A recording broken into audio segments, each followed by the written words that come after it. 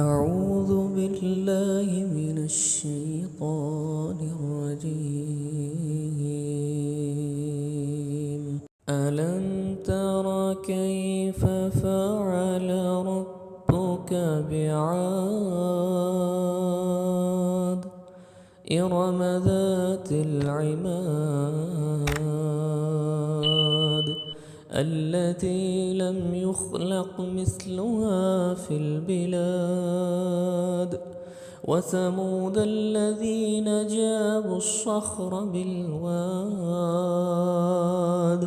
وفرعون ذي الأوتاد الذين طغوا في البلاد فأكثروا فيها الفساد فصب عليهم ربك سوط عذاب إن ربك لبالمرصاد فأما